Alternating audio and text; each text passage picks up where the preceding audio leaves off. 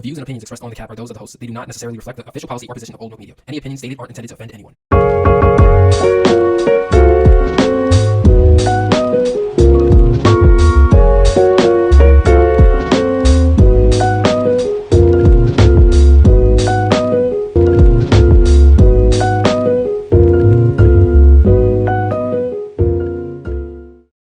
All right, welcome back to episode 410. This is the Cap Podcast. I'm your host, Nate Sperlin. That is Taylor McLeod. How are you doing today, Taylor? Fiend. No, I'm doing great. Yo, How what are is you? going on? What is going on? I am now confused because of the Playboy Cardi imitation that you just gave us. Do you have any more Playboy Cardi material that you want to share with us, Taylor? No, I No? don't. Not at the moment, anyways. Well, he is apparently coming out with a new album. Honestly, we got a lot of good news this week. I don't know about if the Playboy, at least for me personally, I don't know if the Playboy Cardi news is good news for me. I did go back and listen to his original first two projects, which I still really enjoy, and am still low key hoping he goes back to. But honestly, that ship has probably sailed. But the good news that we did get is 21 Savage is releasing an album this year, which is exactly what I wanted because Her Loss doesn't count as much as I loved it. No, that's a Drake album. Yes, that is a Drake album, and we're gonna get into Drake and get into this whole slew of features that Travis Scott has. But before we get into that, let's talk a little baseball. Shohei Ohtani once again is the GOAT, the GOAT. The way that you spell Shohei Ohtani is GOAT. And what he did this week is really impressive as well.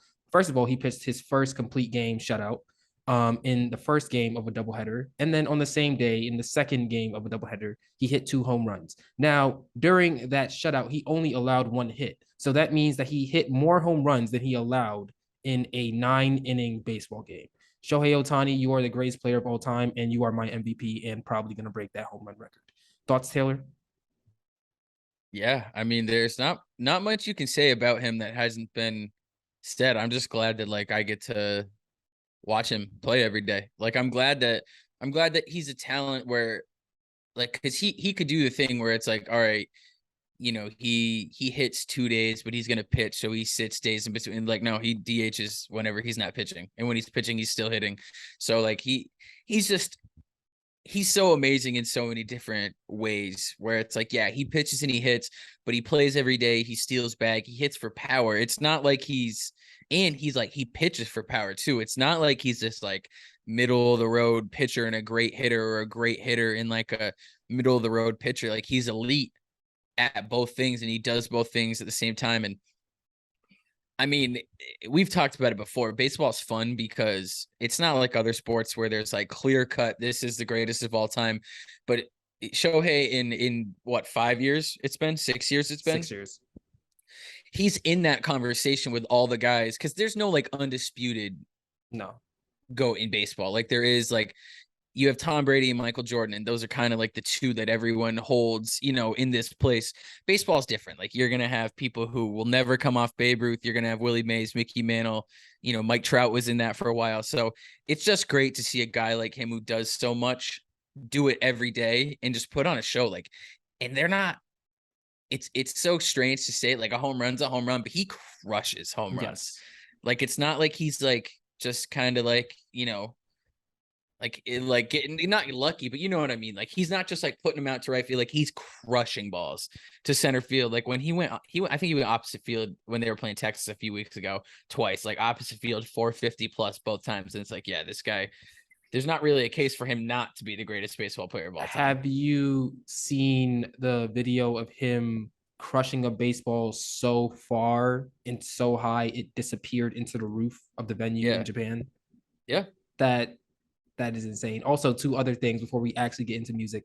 And what I learned on TikTok, because apparently, I'm just glad that the Shohei Ohtani fandom on TikTok has found me, and this is what I learned. He has the record for the fastest pitch by any high school player in Japan, and he also has a record for the fastest pitch of any professional baseball player in Japan. I believe the high school record is 100, and the professional record is a 102. Both Shohei Ohtani. So yeah. That being said, you just got random 18-year-olds throwing 106. It's all right, you got it. Yeah. But this is the Cap Podcast, episode 410. I'm your host, Nate Sperlin. That's Taylor McLeod. Thank you for watching on YouTube, listening on Spotify, Apple Apple Podcasts, excuse me, Amazon Music. Do us a favor, hit the like button and subscribe to the channel. Follow us on Instagram, Twitter, and TikTok at Old Milk Media. Check out all the Old Milk content at oldmilk.co. It's your weekly tour through hip hop. Taylor, I already asked you how you were doing. That being said, we're going to get right into it because we have a lot to talk about. And we're going to start with our power rankings of albums for the past 2 weeks. Taylor, you can go first. All right. So coming in at number 3, the weather's been great out here in California. So, we have Great Escape, Larry June Alchemist. We got Blue Chips 2 by Action Bronson. And then Gift and a Curse by Gunna has been really spinning a lot lately. Yeah. It's getting a little harder and harder. I'm not in anything where I'm not trying to listen to it, but it was good the first time, but like every day I'm like looking through that recently added on my phone, and I'm like, let me just click on that quick. I'm not gonna lie, I'm glad that you said Gunna at number 1 because you're gonna love this. Number 3, I have Lil TJ 222. Number 2, I have Lil Durk Almost Healed, and number 1, I have Gunna A Gift and a Curse. Like Taylor said, if I may borrow a line from 21 Savage, A Gift and a Curse is spinning the block twice like it ain't nowhere to park.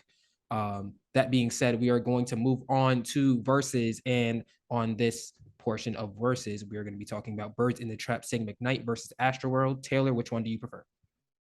So this is a tough conversation because I think that you and I were we were at college for both of these, and they both were like very different times of college, but like that Birds in the Trap McKnight, I think that's Birds in the Trap Sing McKnight. I think that's Travis Scott's best album.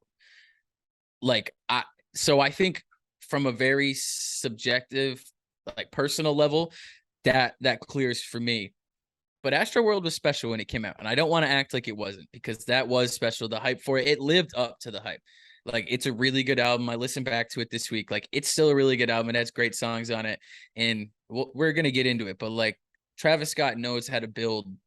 He knows how to build the ballpark, per se. Yeah. And so Birds in the Trap Sing McKnight for me personally is the better album, but that doesn't mean anything. That's not anything against Astroworld. Yeah, agreed. I honestly, I'm surprised that you picked Birds in the Trap Sing McKnight, because when I asked you how many Travis Scott projects you've listened to, you didn't name that one. And I was like, okay, I'm definitely going to have this. He's going to argue Astroworld, and we're going to have some type of debate. But no, it's Birds in the Trap Sing McKnight. I think additionally, for me, it's the fact that the only Travis Scott concert I've been to was that era of Birds in the Trap Sing McKnight. And that's when I saw how great a performer he was. Also, Astroworld, a little bit overrated. Like, it's great. Don't get me wrong, it's great.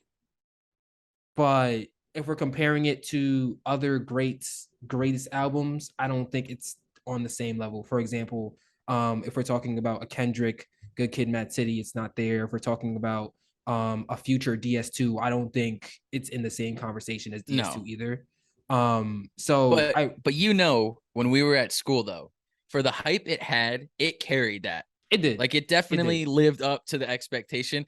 And those two albums, I hadn't ever thought about this, but it really kind of like bookended a little bit of our time at Q's, where it's like that first one was our freshman year, second one, or I guess it was our junior year, but it was still like, that was the last full year we had before COVID. Yeah, exactly. Yeah, agreed. But right after this commercial break, we are moving on from talking about past Travis Scott albums to Utopia, the newest album that he just put out. So stay tuned, and we'll be back after this commercial break. Yo, this Young Lil album is the best of all time. I can't wait to talk to Taylor about it, man. This is gonna be the greatest thing ever. Yo, what's good, Taylor? How you doing? I hate this album. Do you have to clean your ears first? My girlfriend said everything I play in the car scares her. She said I lost all my taste. Clearly. And I need your help. Well, what am I supposed to do about it? You want me to order you Q-tips? No, I need hoodies. I need a beanie. I need t-shirts. I need you to help. All right, I'll see what I can do. I can send you this beanie, but everything else we're going to have to see. Introducing the 2023 Old Milk Collection. This collection, comprised of hoodies, t-shirts, beanies, and stickers designed by Nate Sperlin, is guaranteed to show everyone your superior style and taste. Man, I hope Taylor doesn't scare the viewers with that bummy outfit. Oh, no bummy outfit today. Look at that. No, I'm much better. The album sounded better. Everything is better. All thanks to Old Milk. Rush over to oldmilk.co to shop the 2023 Old Milk Collection today. All right, welcome back. Thank you for sitting through that message from our sponsors. On this episode of the Cat Podcast, episode 410, we are talking about Utopia by Travis Scott, 19 tracks, 1 hour and 13 minutes long, featuring KC, Tizo Touchdown, Bon Iver twice, Sampha, Drake, Beyonce, 21 Savage twice, Rob 49, Sway Lee, The Weeknd, Young Lean, Young Thug, James Blake twice, Westside Gunn, Kid Cudi, Bad Bunny, The Weeknd, Future, and SZA.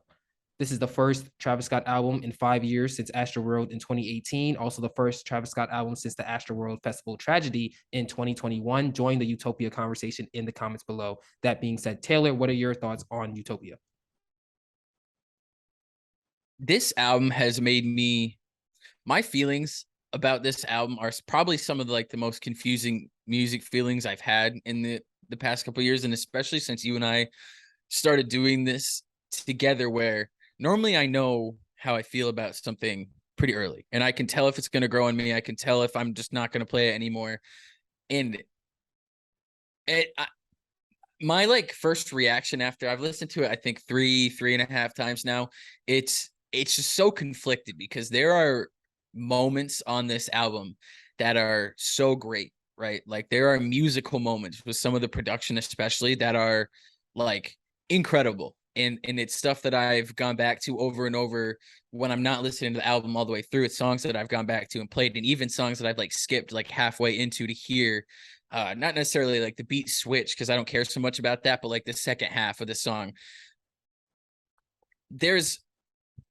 I'm conflicted, because there's part of me that feels like this album is so empty, right? Like that it is great musically, but there's not a lot of subject matter here. And usually, and in the first couple listens, you and I were talking about it on text, I don't like that, right? I want especially an artist of Travis Scott's caliber, with the past 5 years that have, happened since Astroworld, I want to hear something, right? So at first that's disappointing to me, but the more I listen to it, it more feels like it's and I don't know if you feel the same way, but it almost feels like more and more of a blank canvas, where I get to attach my own emotions to these songs and be like, all right, this is this does this for me, that does that for me. And I get to kind of decide, not the subject matter really, because that's, it is there, but I get to decide how it makes me feel. And it's not so much the artist leading me to that feeling. So my first, I'll keep coming back to it. I feel very conflicted about this album, because I think it's a great album musically. I love listening to it. I think most of the songs really sound great, but when it comes down to what you and I probably care about the most, the raps, it just feels very hollow and empty to me. And I haven't decided if I hate that or if I love that. Yeah, I agree with the confliction, that feeling of confliction. Bear with me. This is going to be a diatribe. I think that Utopia is cohesive, but also not cohesive at all. I think the transitions do a really, really good job of putting everything together. But if we're taking out the transitions, or I guess the transitions really carry that to make it cohesive, but from one song to the next, there isn't really a string of songs that sound similar and really build off of each other aside from those transitions. We start off with Hyena, which is kind of like an experimental boom bap type of thing, and then you have Modern Jam that gives you Planet Rock vibes, and then you have My Eyes, which starts up with a somber tone, and in the second half it picks up. So you don't really know what you're getting from song to song. You just know that the production is going to be really, really good. And I think that's the only consistent thing about this album. It's just that the production is going to be something that you aren't going to get from anywhere else, in terms of quality, in terms of actual sound, in terms of just how it's arranged. So I like that, and that really sets this album apart from itself. That being said, I think that there are a lot of times where I feel on this album, there's a bit of wasted time. We have a lot of fourth verses here, a lot of third verses here, and it's dude, this first verse was trash. Why don't you just replace the first verse with the third and the fourth verse so we can get out of here quicker, and then everything could be more complete. So there's a lot of fat here. There's not enough lean on this album for me. No pun intended. I mean lean, like meat, the meat that you actually eat. Pause. That being said, you know what rhymes with lean? What? Oh my god. Lean. Say it. Oh. Okay. Getting back to it, I think that with this feature list that I read out earlier, I think that this album is going to survive off of the name recognition alone. You have Travis Scott, you have Bon Iver, you have Drake, Beyonce, 21 Savage, The Weeknd, James Blake, Bad Bunny, and then you have Future and SZA. So you have really, really, arguably, at the very least, just trying to accompany or encompass everyone or fit everyone into this group. Top 50 artists in the country, at least, and probably higher because Bad Bunny's probably dominating the world somewhere. The Weeknd is also dominating. SZA, I said her album's gonna run the whole year. Beyonce is Beyonce. Drake is Drake, et cetera, et cetera. So just off of name recognition alone, this album is gonna last. But because of that, there isn't really a clear hit here. I think that the one that is closest to it is Topia Twins. At least from a hip hop standpoint, maybe K-pop, but I'm not really high on that song. I don't even think that song is really for me per se. But maybe Topia Twins, but if not Topia Twins, I'm not really sure what the hit is here. Now that being said, I think that there's more thought put into the production than the vocals or the lyrics, and I think that I don't think that's debatable at all. You have these beats that close, like the way that these beats close is so incredible, but you have to wait like 4 minutes, 5 minutes to get to that final point. It kind of reminds me of Highest in the Room, where like you could really throw out the first, say if the song is 4 minutes, you could really throw out the first 3.5 minutes of it. And then that part at the end with like just a beat and how it kind of like feels kind of like you're in the air in a way. That type of feeling with that the beat creates for you is really what you're listening to Highest in the Room for. So there's a lot of that on here.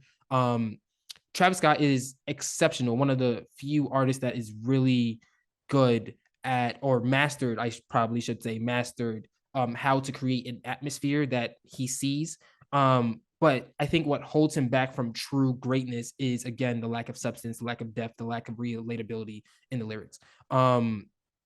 Again, there's not really many hooks here. It's like either the verse cuts off and then it goes to a completely different part of the instrumental, or the verse cuts off and it's another verse. So like there aren't really many hooks here. So also the lyrics, again, they're like surface level. I don't understand how it's been 5 years between albums, and between the tragedy of Astroworld Fest and also COVID, you have nothing to talk about.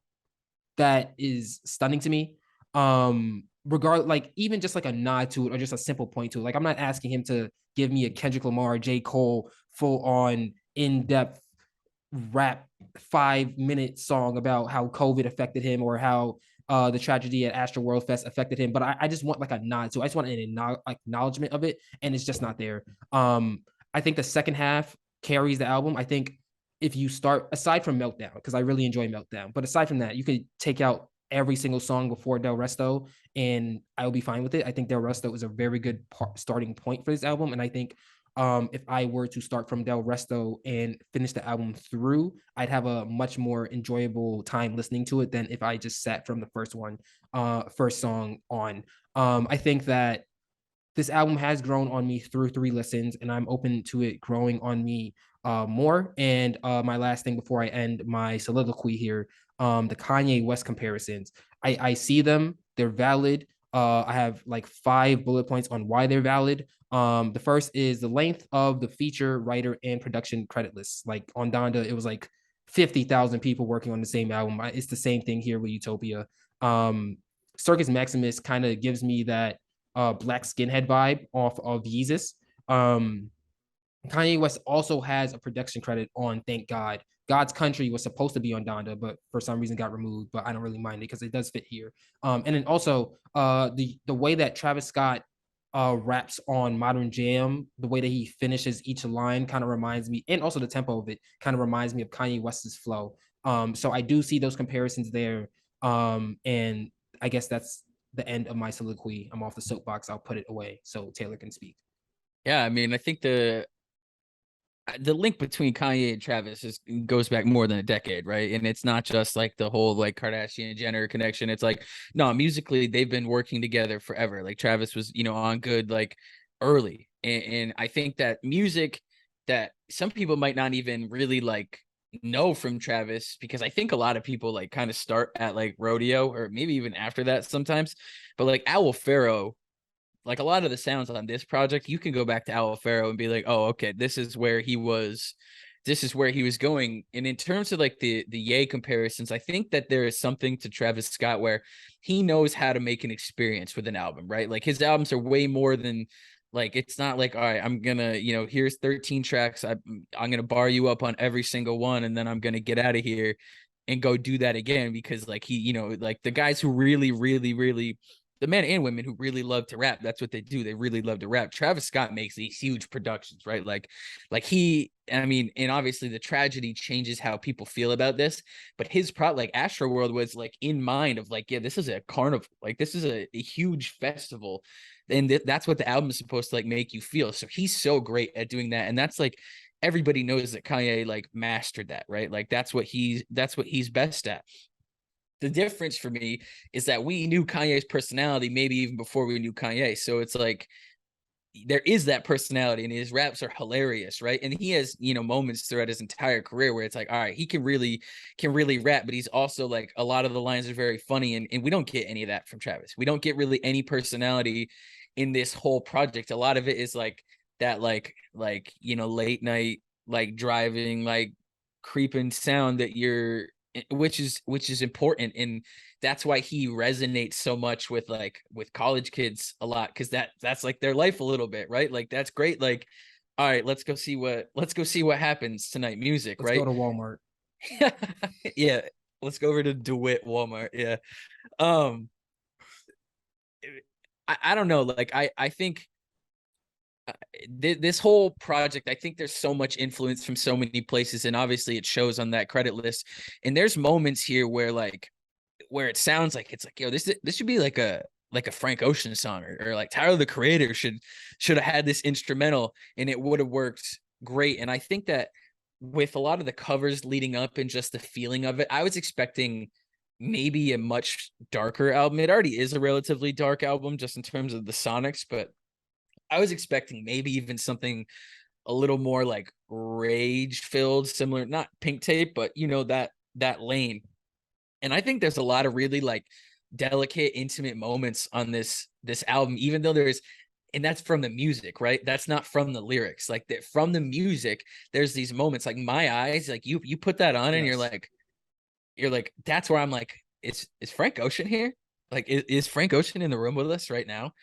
And so that it comes back to that feeling of like conflictedness, because I just don't know, like I don't know how I feel about it right now. And I like what you said about I'm very open to letting this grow on me. This isn't an album that I went into being like, all right, I don't want to like this. I could have seen myself, if I was my age now when Astroworld came out, being like, nah, I'm not, like, you know what I mean? Like I don't want to hear this. I don't want, and none of this is for me. Like I'm almost in a way like I'm too old for this. This album, I'm very open to let it grow on me. And you and I talked about it a couple times recently, where there's been Travis Scott features where he takes over songs, right? And this project almost articulates perfectly what I mean by that, where like he has to build the environment for himself to exist in. He doesn't, he's not so like malleable where he can jump on a feature and be like, all right, I'm in your song now. It's like, no, when Travis is here, you're going to know that Travis is here, which is why I'm so much more open to his music when it's his album. When it's his project, I'm like, all right, let's see what you put together. I don't need to hear a Travis Scott song in the middle of a Drake album, or in the middle of a Young Thug album, or in the middle of Metro Boom. You know what I mean? Like, I don't need that. I don't want that. But there is like, he is a crucial character in like the hip hop landscape, and has been for a long time now.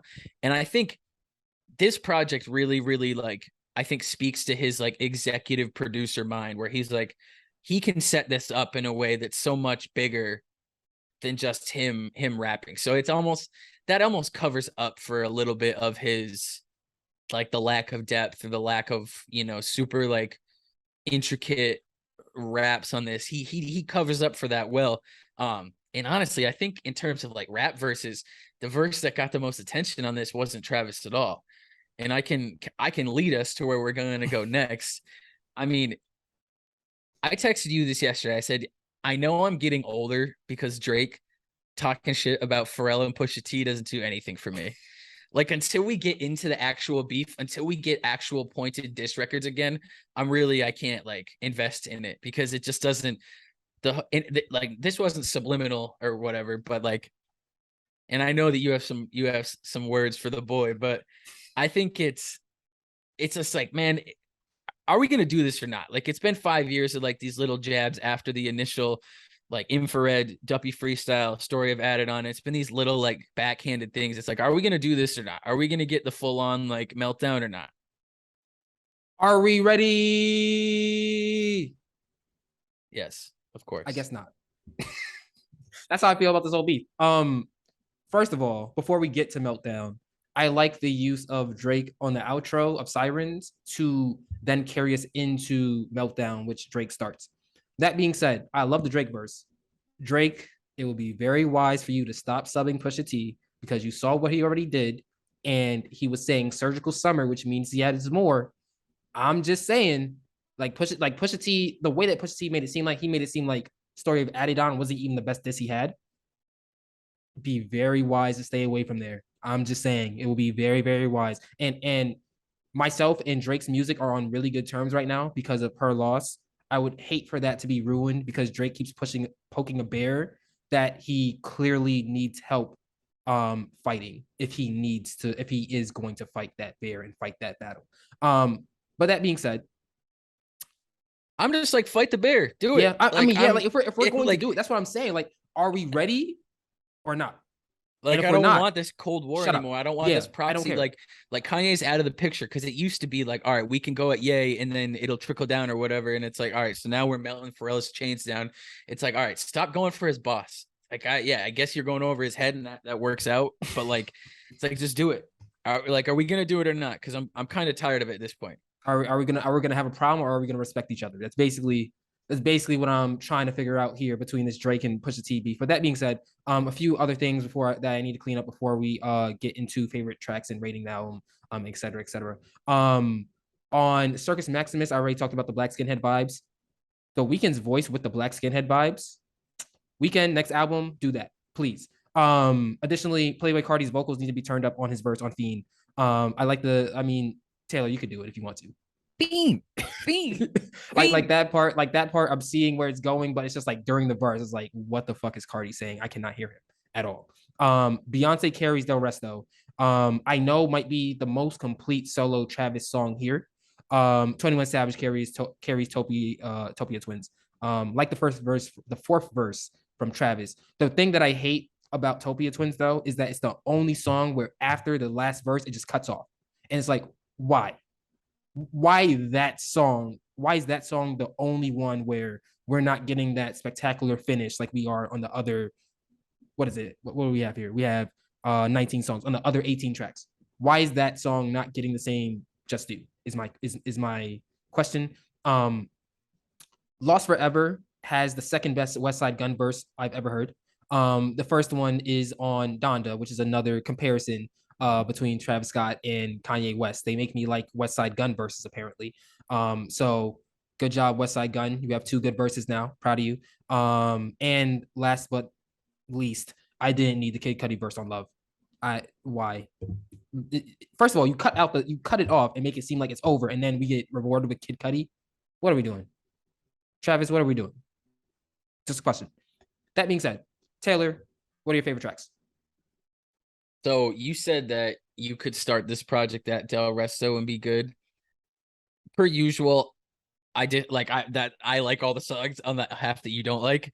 So my favorite tracks, and I've realized that I just do these more in order how they fall in the, because unless one song really stands out, I never really have like, I rank them or whatever. So I just pick them out of the track list. So I love Thank God. I love My Eyes. I love God's Country. I don't know how I feel about Fiend as a song, but it does make me laugh like very hard when I listen to it. So Fiend's on there. I like Parasail, and this is where I'll go out of order. So I like Parasail, and then my favorite song is I Know.